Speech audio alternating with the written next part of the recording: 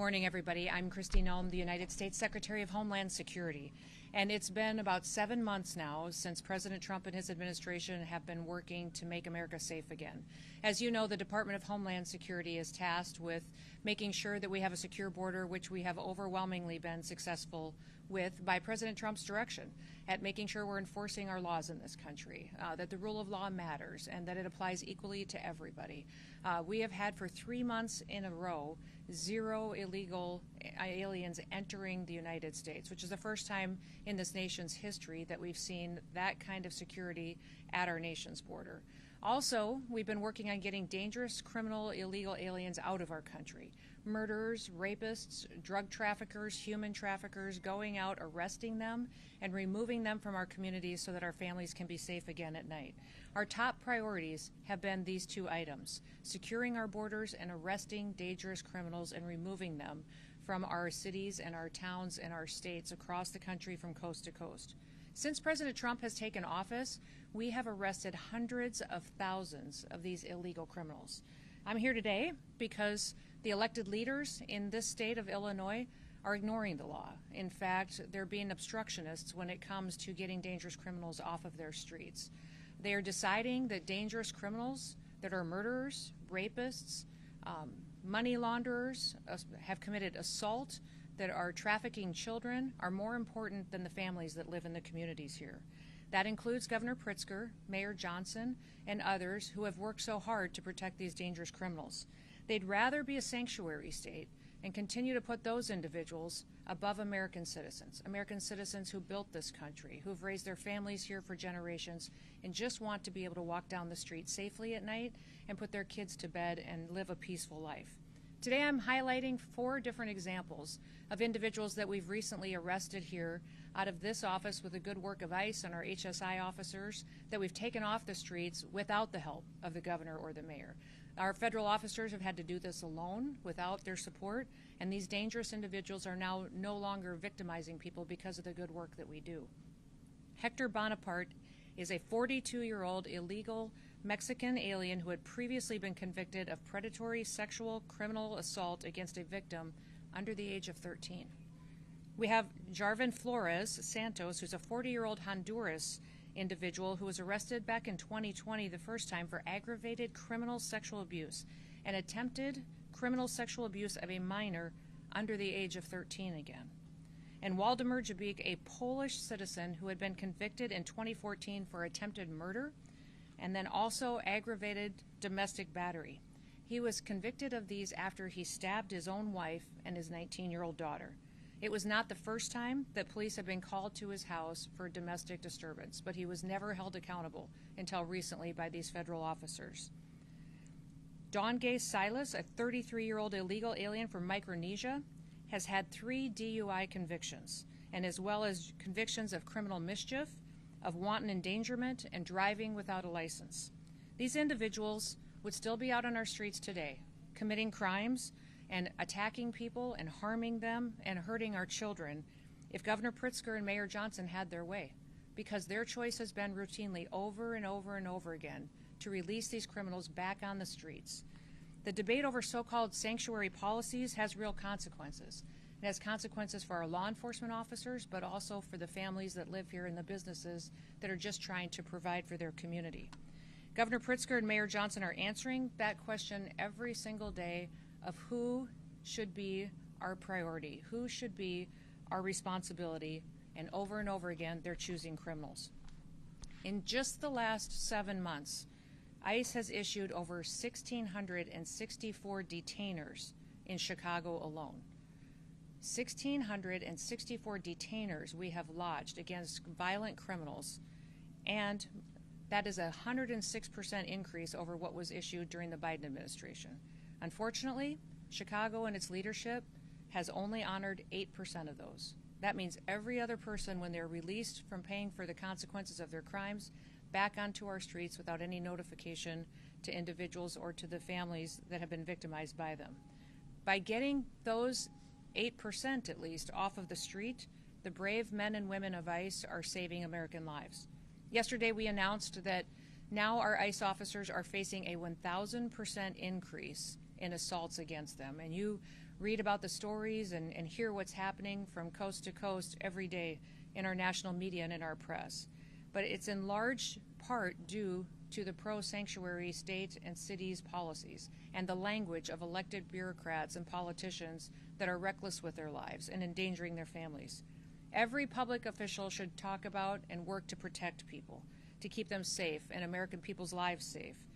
I want you to look at the contraband that's in front of me.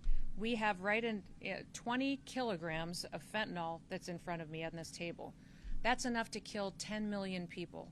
And here out of this office, this was interdicted just days ago here in Illinois, and because these federal officers have been out on the streets picking up criminals and dangerous individuals, we were able to take this 20 kilograms of fentanyl off the streets and save over 10 million lives. They're also keeping these weapons out of the hands of criminals that would use it to rob and assault and to murder individuals in these communities. Unfortunately, all of the politicians that have spoken out against their efforts, their desire appears to be that they would like to have more of this on their streets, more drugs out there for their kids and families to be victimized, more guns out there committing crimes. That is not the work that we do in ICE. The work that we do is to protect people and make sure that we remove these weapons and drugs off of our streets and hold those criminals accountable who would go forward and continue to use that to harm individuals. I just want to ask you for three things today. Number one, I want to ask you to support your law enforcement officers. Have their backs. Every single individual that's out there that is noisy and attacking them right now is having an effect that's ratcheting up the rhetoric and distorting facts and not allowing the facts to get out of what the work that they're doing every day and what we've done to help victims get some justice for the harms that were perpetuated in their lives. Those of us that appreciate the work of our law enforcement officers, the fact that we're a country that doesn't pick winners and losers. We apply the law, and if we don't like the law, we should be going to Congress to change it. But that is what these law enforcement officers do, is they continue to uphold the law and make sure it applies equally to everybody. Second thing I'd like to ask you to do is stop putting criminals first. Stop making them the number one priority. They are perpetuating harm on American citizens, and they need to be held accountable for it. And number three, I would ask that you think about the family members around you, the people you've spent your time with, the American citizens that live next door to you in your community. Start thinking about what kind of a community they want to live in, what your city should look like, what their families deserve, and put them first. Make them the priority because they're the ones who've invested in this country, and keep it safe and keep it productive and keep it the best country in the world. We'll never apologize here for protecting the American people, but we're going to continue to arrest dangerous, criminal, illegal aliens. We will defend the homeland. That's what ICE is doing, and I'm so proud to be able to walk with them and to lead with them while they fulfill this mission to really keep United States blessed far into the future. So with that, I'll open it up to any questions that you may have. Secretary? Yes. You guys have spent $20 million of taxpayer dollars on a campaign to get people to self-report using the CBP Home app. How many people have actually done that? What's been the return on investment for taxpayers in that campaign? Well, actually, the 20 million campaign was to send a message to people that if they were here in this country illegally, that they should go home on their own. If they wait until we arrest them and we have to remove them, they'll never get the chance to come back to the United States. So it wasn't just on the app, it was also encourage them to voluntarily go home. We know thousands and thousands of people have used the app, but we also know that hundreds of thousands of people have left on their own, not utilizing a government program to do so. I've been to, I think, 10 different Central American and South American countries and visited with their presidents, with their foreign ministers, interacted with the Department of State, and over again I'm hearing that hundreds of thousands of their citizens are coming home voluntarily. They've seen the ads, they've seen the messages on social media that if they go home on their own, they'll get the opportunity to come back to the United States the right way. And so most of these countries as well are setting up programs to welcome their individuals home. They have housing loan programs that they're setting up. They're allowing them to have food assistance for several months. Several of the countries I've recently visited with are training individuals and workers to come home because their economy has a need for those individuals. So sending that message has been extremely helpful in making sure that people know that here we're going to enforce our laws and that there's a right way to come to this country. And you're going to be allowed to do that if you voluntarily leave. Do you have current comprehensive numbers We can get it for you, but each specific country has given it to us along the way. But I would say we believe over 1 million people have gone home on their own. Since the CBP Home Act? Since we have started this administration, yes. But we've arrested hundreds of thousands that have gone through our system. Yep. As of July 27th, you've got the contraband display here. Mhm. You're talking about the worst of the worst criminal illegal aliens. Mhm.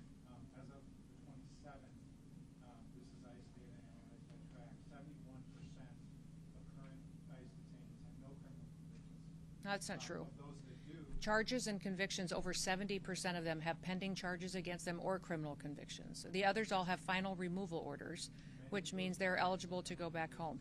are for minor crimes. They're not violent crimes. And I'm just wondering, why are so many other people, besides the worst of the worst, getting swept up in this? Nobody's getting swept up. We're running targeted enforcement operations across the country and using our case files and our information to know who is a criminal in this country that needs to be removed and who has a final removal order. Nothing's changed. Huh? What's wrong with that targeting then? What's wrong with our targeting? Yeah. Why are so many other people who are just here to work and they're following the law?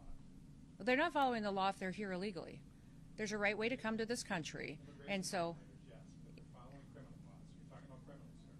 Yes, I'm talking about criminals in these situations, absolutely. But we also have every situation where we have those that have final removal orders need to go home because their due process is over and they have their paperwork and they're ready to travel. So that has been the priority since the very beginning.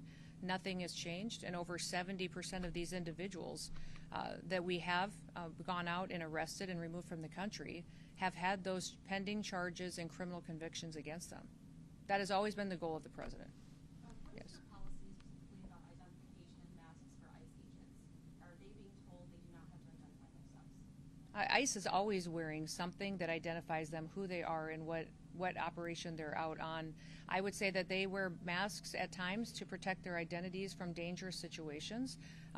The leadership teams, we leave that up to them to discern what's necessary in certain situations. And with the rise in violence that we continue to see against these officers, with that 1,000% increase, it's making sure that they are safe while they do this job and that they get home to their families at night too is incredibly important. So it's your understanding they are identifying themselves? Yes, In some cases where they're not wearing identification. I would like to see that because they have identification, they have gone into situations, and when they have been out looking for these dangerous criminals and have been verbally identifying themselves, and if there is a mask required, it's for their safety because of the situation that they're encountering. One more question. Like that? Secretary, Yeah. you mentioned that it's been harder to work with officials in Illinois because of the way the government functions, but you're also on a mission to hire thousands more ICE officers and detain folks who are in Illinois. So how are you doing that, hiring people within the state, or people that are willing to work in the state, and where are those folks going? Yeah, the response has been overwhelming. Part of the big, beautiful bill that President Trump advocated for allocated to us the resources to hire 10,000 new ICE officers. We have had that open for less than a week, and we have over 80,000 applicants for those jobs.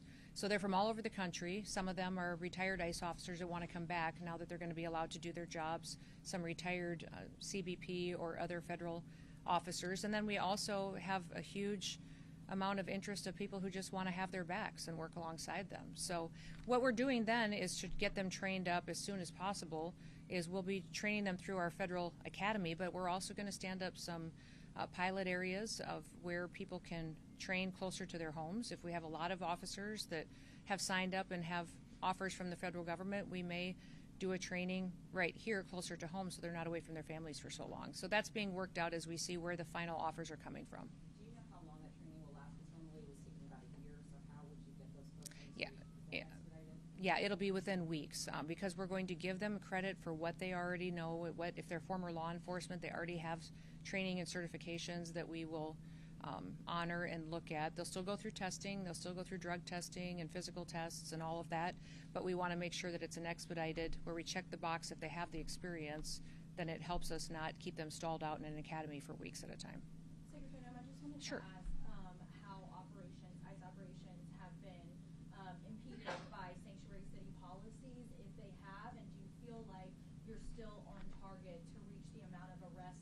like in those sanctuary areas? Well, the lack of information sharing is hard. I would say anybody who serves in law enforcement would say they're used to partners. They're used to being able to call up a local law enforcement officer, a sheriff, a highway patrol officer, and say, hey, do you have any information on this individual that is a murderer that's been cited in your city? That's not happening in Illinois. And when we're calling on those most dangerous individuals, when they're being released from your prisons, they're not even letting us know, not honoring our detainers. When we lodge a detainer against someone, it's when you let that person out of jail who's been paying the consequences, let us know so that we can pick them up and get them out of the country. Illinois is not partnering with us on that, which is very, very difficult when we know that those dangerous criminals are going to run free. And many times we go into situations where we don't necessarily have the law enforcement to play a backup role.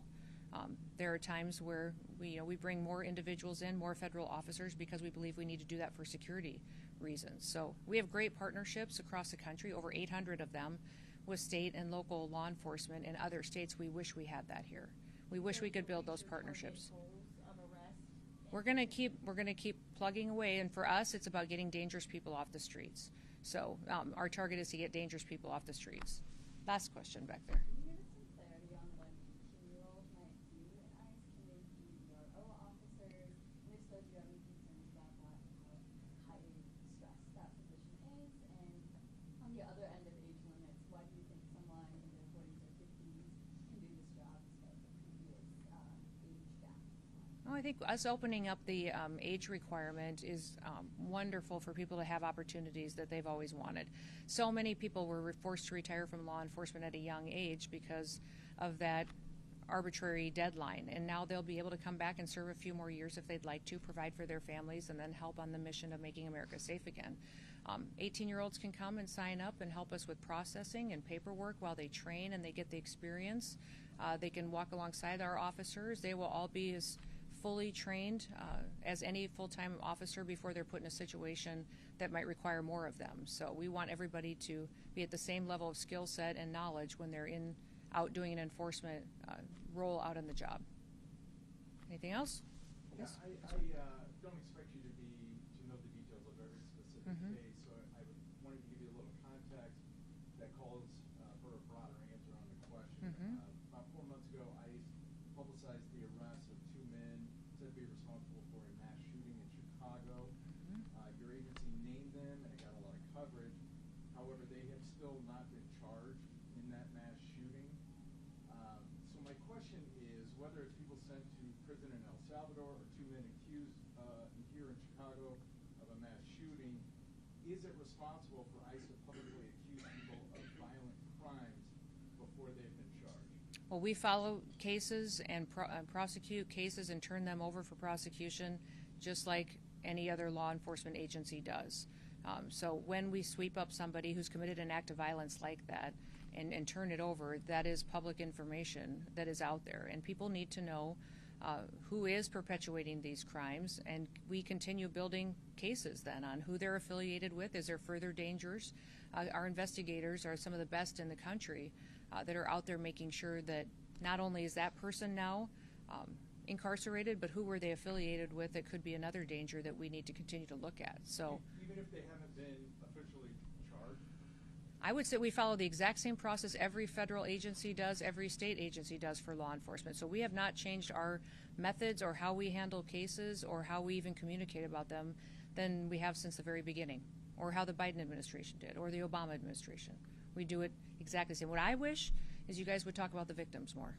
How many people were shot in that mass shooting? How many people were victimized? How are their families doing? You all spend so much time talking about the poor justice for these criminals that are harming individuals every single day, and you don't even think twice to go talk to a mom who's now lived for a year and a half without her daughter. Go talk to somebody and see how they're doing, trying to get their kids to school, not sure if they're safe. So I would encourage you to remember that there's always victims in these situations, and many times you're focusing on the one who made them a victim. Thank you. You guys have a good day.